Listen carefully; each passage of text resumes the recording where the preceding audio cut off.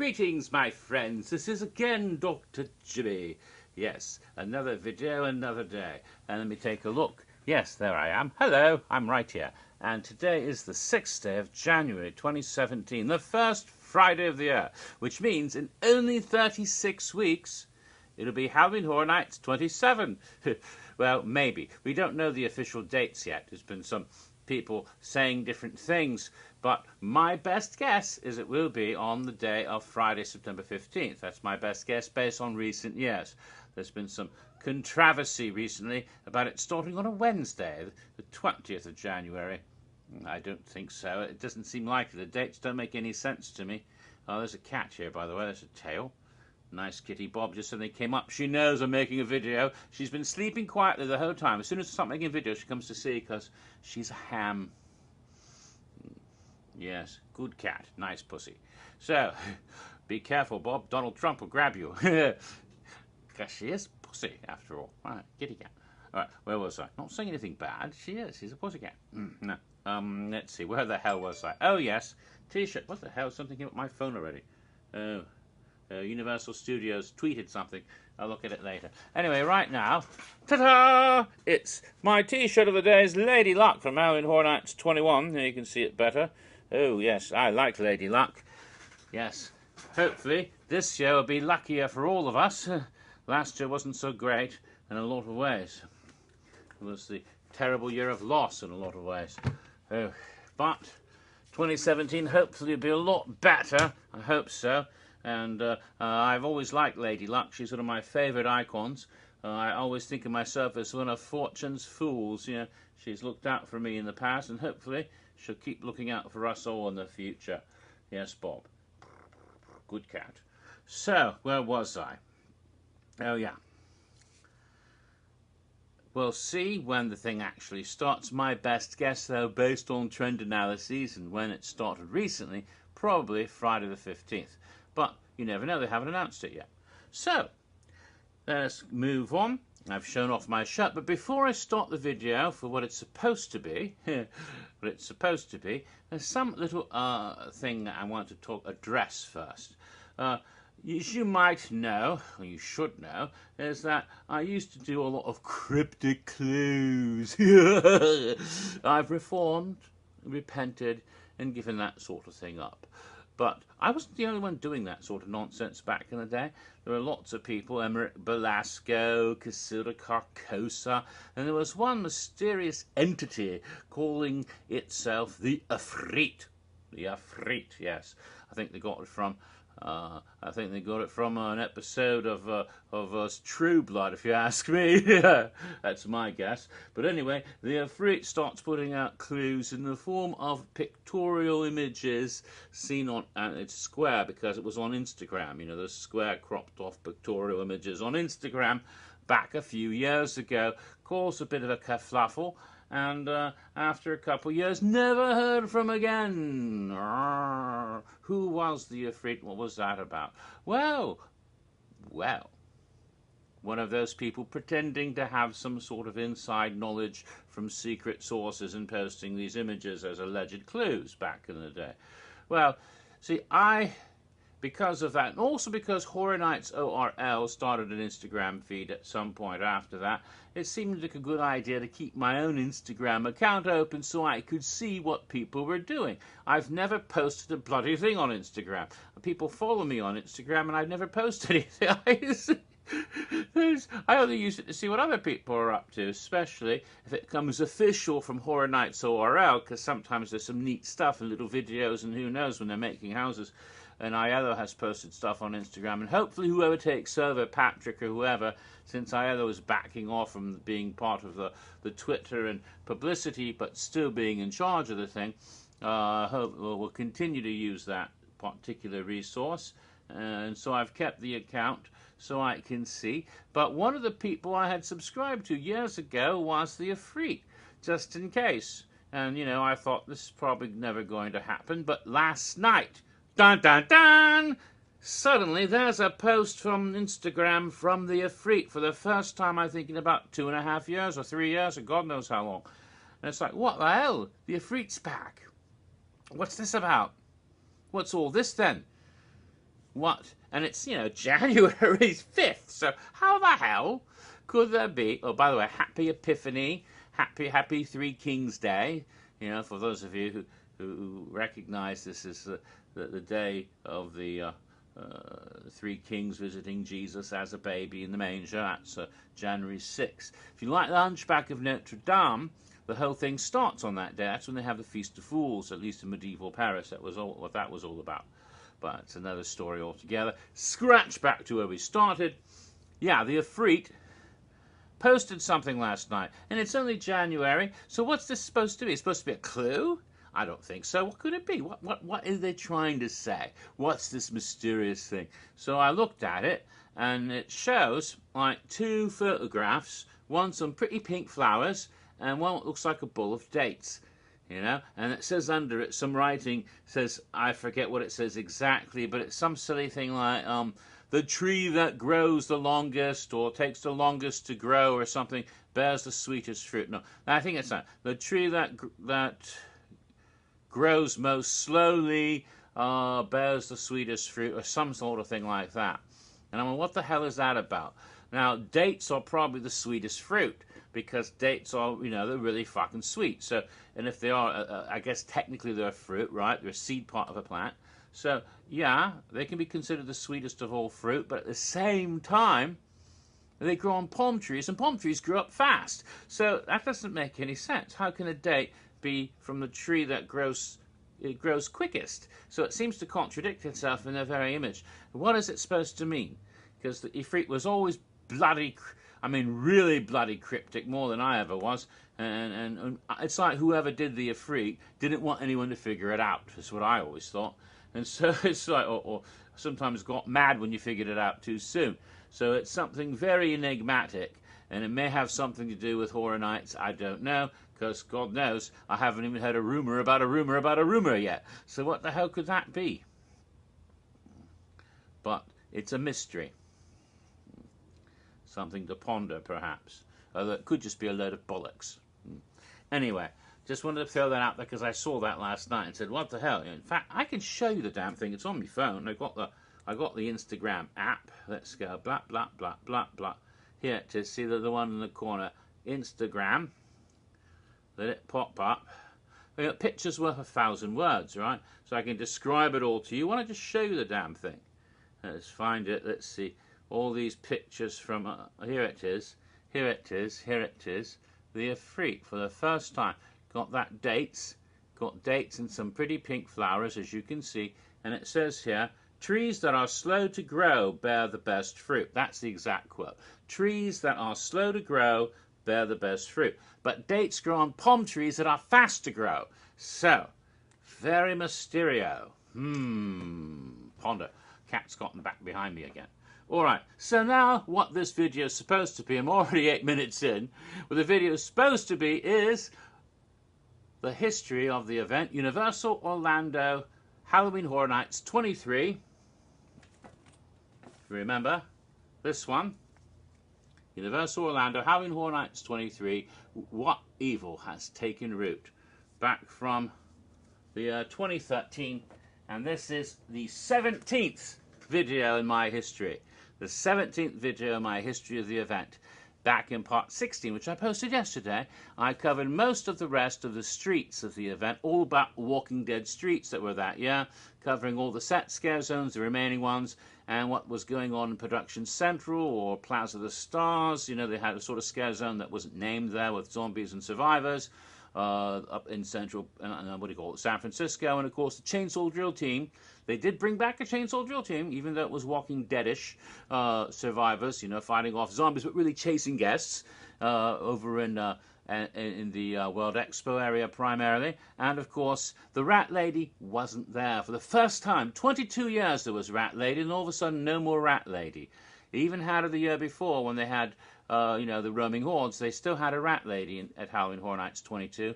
23 was the first time since they started Fright Nights in 91. The first time at Orlando there was no Rat Lady, and that was really sad. Oh, my Rat Lady. But they did bring her back, finally in 2015, 2 years later. So we went 2013, 2014 without a Rat Lady for 2 years. but we got her back the next year. But she wasn't there last year, so when would she ever be back again? Do we have to wait till bloody 2020 to see a rat lady again? Maybe. Anyway, as I was saying, there was one little bit I left out, apparently.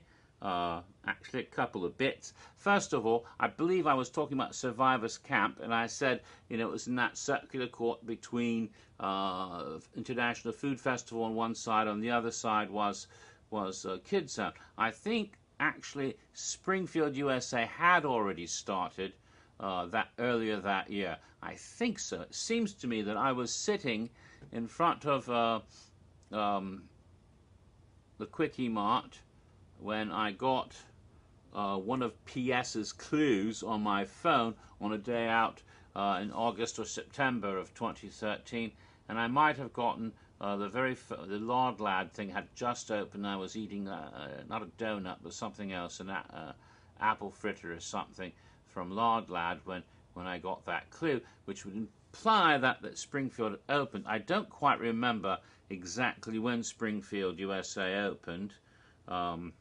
Might have been in 2013. I can look it up and waste more time because I'm so anal. Let's see. Springfield, USA. When did it open? Is there something that tells you about that? Yes, it opened in 2013, so it did, in fact. It was open, so it was in between Springfield and Kids Zone and near the Animals Actor Theatre. That's where the Survivors Camp was. Oh yeah, I also forgot to make a joke. I was talking about the Shadow Pleasure. It was an intense scare zone because of the tents. Ooh, bad joke. Okay, get past that. All right, now that I've cleared all that shit up, there's something I missed. Or I probably missed. There was one other thing in the streets, primarily right around New York area, where they had the Fall of Atlanta and going through the Sting Alley, and also going not so much Delancey Street, and coming around back between what would become Transformers, and actually Transformers was open by then too, I think, or was about to open. I think it was. I think it opened in 2013 also. So Transformers are right back through there on that street that goes between Transformers and the Lagoon, and that whole area by Mills Drive-In. And that was what was called, not officially, but by hardcore Horror Night fans, came up with the name the Zombie Bomb. Now the Zombie Bomb was not the sort that goes boom. It was an exploding bomb. It was a milk truck. It was a milk truck, like a delivery truck. It was full of zombies, full of walkers, and there's some survivors who would herd them into the truck, and they would drive around, and then they'd find a place and they'd open it up, bang, bang, bang on the side. It opens up, and all these frickin' zombies, and sometimes there's a human victim, and they're going being the guts ripped out, and they're eating it, and then the zombies would come lurching into the street like this massive bomb, attacking all the guests in that area who weren't expecting to be attacked by zombies in that area because it had been clear before that. And I guess that was sort of based on the way the people in Woodbury used zombies, weaponized them to attack other camps and other survivors, like the people in the prison. Although I think the big fight between Woodbury and the prison happened in part 4. I mean, the 4th series. I don't know. It might have been inspired by that, but certainly that sort of thing has happened on the program, The Walking Dead, especially in later seasons like The Wolves and others, weaponized zombies in ways. So this was a sort of weaponized zombie attack that happened with this milk truck driving around called the Zombie Bomb. And that was pretty cool. And the other thing remaining is the opening moment or opening ceremony, whatever you want to call it. Now, in the past, opening ceremony was usually a one-time sort of opening show, if they had one at all, and in recent years it became something only for a promotion for the press, and wasn't really something for the general public anymore, and that was a bad, because we like to have something to kick off the event, but perhaps taking a nod from Hollywood, where they often start the night off every night with a sort of opening, an opening moment, they decided to do that for the first time, I think, in Orlando. Every night of the event, weather permitting, they would have an opening moment. So you're at the front gate waiting to get in, and lots of people are hoarding at the front gate, waiting excited. And then all of a sudden, if you pay attention, you might have seen a woman go up, and behind the right, if you're facing the front gate, looking down at Production Central New York Street, behind the big gates, behind you, up in the corner, is a building, right? And it's where tickets, but on the upper floors, it's a VIP lounge area. You know, that's if, I know now that if you're going for a press event, before they go in, all those people will be up there, and they get to have, you know, maybe some coffee or drink or something while they're waiting.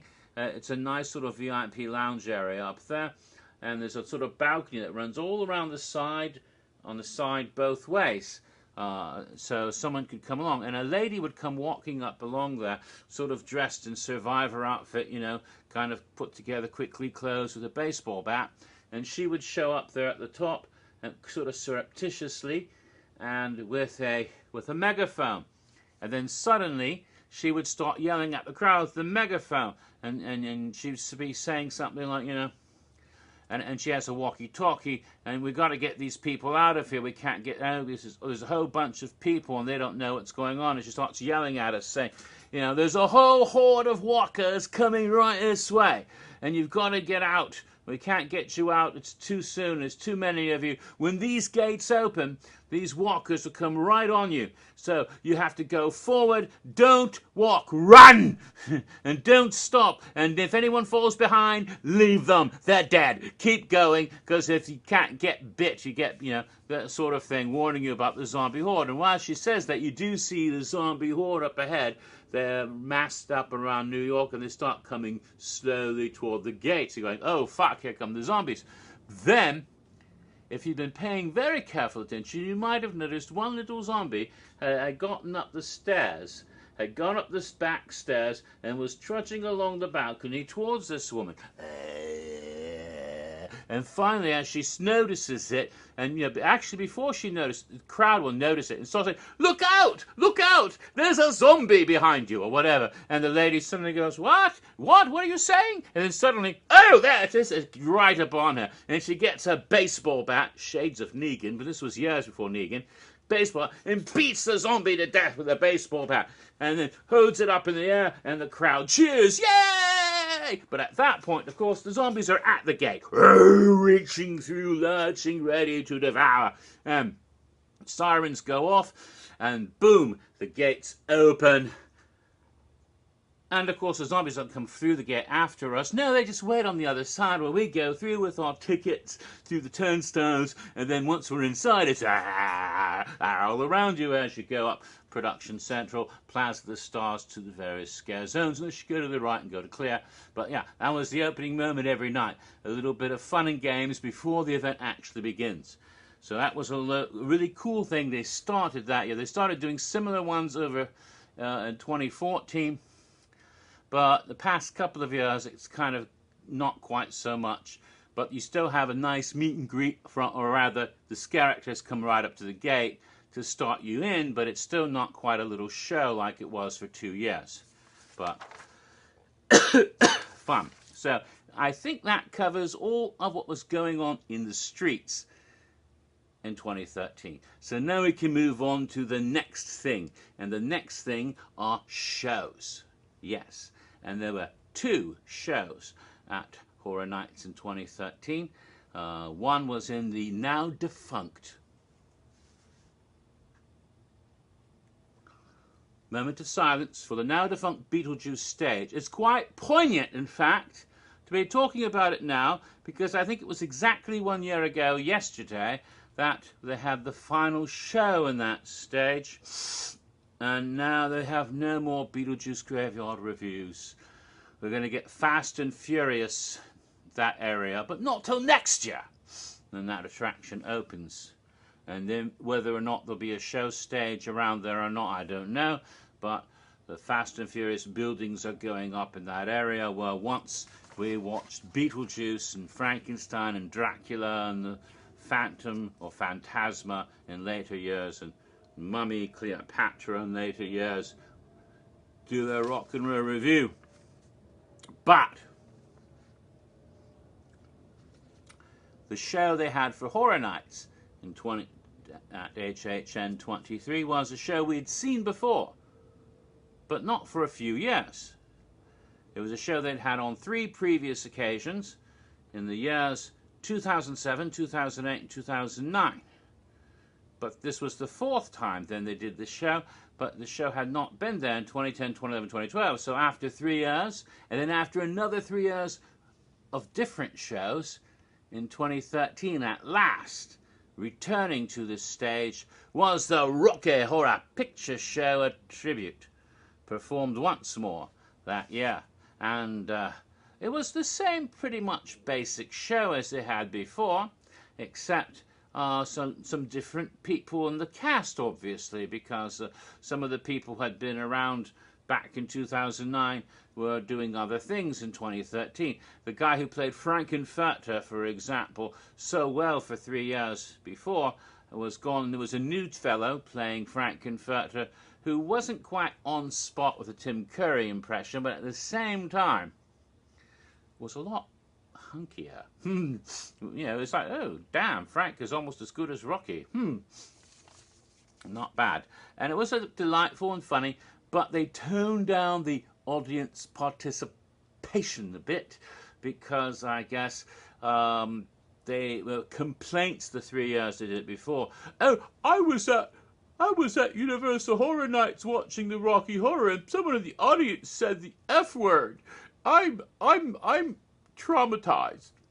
Well, fuck the back row and the front row. Hey, fuck all the rows, starting with mine. But no, that's part of the whole shtick. It was a bit pathetic because very few people were doing it. I guess there were threats, apparently, that if you say something naughty, that you might be ejected. Well, let me tell you, I don't know. I never actually saw that happen, although I've heard people saying this happened to so-and-so and such, but I do know this. I sat and watched a show with a young man that year, I'm pretty sure, who knew all the damn callbacks and shouted them out. Some of them are naughtier ones, and he wasn't ejected, but a lady in front of us said, "Oh, I've been waiting all these years to see the show, and now I can't hear it because you keep shouting." Well, it's like, what the hell? If you've ever seen Rocky Horror, she's only seen it on USA Network on New Year's Eve, apparently, because she has never seen it live anywhere and has no fucking idea what Rocky Horror is supposed to be all about. The audience callbacks are part of it. Otherwise, it's rather stupid. And they even pause to let you call back while they do it live. So, you know, it's not like you're talking over the dialogue all that much. So it was, it just kind of annoyed me that she made such a complaint. It's not like people who shout out a bunch of shit at Bill and Ted. Not naming names, but save it for the last show. That's when you do the okay. But Rocky Horror is a different story altogether.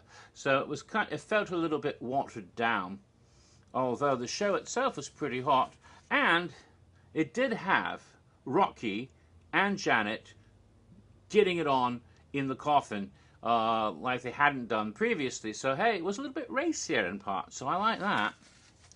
But pretty much the same basic show they had done before, but with a few minor adjustments here and there. Anyway, so that brings us then to the final show of the event, and that was Bill and Ted's Excellent Halloween Adventure, which of course was the 22nd annual presentation of Bill and Ted's Excellent, the 22nd annual version, since of course the show had been held every damn year at Universal Orlando since 1992, with the event that is known actually as Universal Studios Florida Halloween Horror Nights. That's actually what it was called back then, because it was the first time they used the Horror Nights name. Today we always call it Halloween Horror Nights 2, but you don't find that written up anywhere on any of the brochures or memorabilia. Sometimes it says the 2nd annual Halloween Horror Nights at Universal Studios Florida or something like that. But its 2nd annual was as close to Halloween Horror Nights 2 as it was called officially. But usually on the posters and stuff, artwork I've seen, it just says Universal Studios Florida Halloween Horror Nights. So that was the 5-night event in 1992. That was the start of Bill and Ted. So that was the first one, and so this was the 22nd one at Halloween Horror Nights 23. And I mentioned an earlier video a long time ago when I started these on 23 that the whole cabin in the woods theme, which might have been the initial theme for everything before Walking Dead took over, seemed to reach Bill and Ted as well, because Bill and Ted seemed to have been built to fit into that Forest, Evil Dead, cabin in the woods theme, because it certainly referenced both of those movies in its very nature. And when you go into the Fear Factor Auditorium, you see cabins. You see little cabins in the woods for like a camp, you know, like Crystal Lake or something. There's a little outhouse. There's a little shed, and then over here, of course, are the two cabins, and of course a screen up there, a video screen, and while you're waiting and all sorts of pop music is playing on the screen, you get to watch, I think this is the first year they really did this, epic fail videos. It's become a tradition now. This started out pre-show with epic fail videos, people doing stupid internet stunts. You know, kids were always silly and did dumbass things like jump off of buildings and break their necks. Just nowadays, there's some bastard with a who can document it for posterity, so people will know decades from now what a douche you were when you were 15 years old. Back, my day, I did all kinds of dumbass stunts when I was a kid. Nobody was there with one of these to document it and show it today, so no one gets to see what I did back then. But you guys today, when you're 40 or 50 years old and trying to be a respectable businessman, someone's going to come to the office and play one of these YouTube videos from decades before and say, look, he set his pants on fire. What a dumbass. Then he ran around instead of rolling like he's supposed to. He tried to jump over a lawnmower on a skateboard and cut his foot off. What an idiot. Yeah. Whatever it is. Anyway, so we have epic fail videos. Of course, there's always a cute cat video and then a couple other interesting things. But it's all a lot of fun, and it always gets a big laugh. Although sometimes while you're laughing, you go, ooh, that's painful, especially when testicles are involved.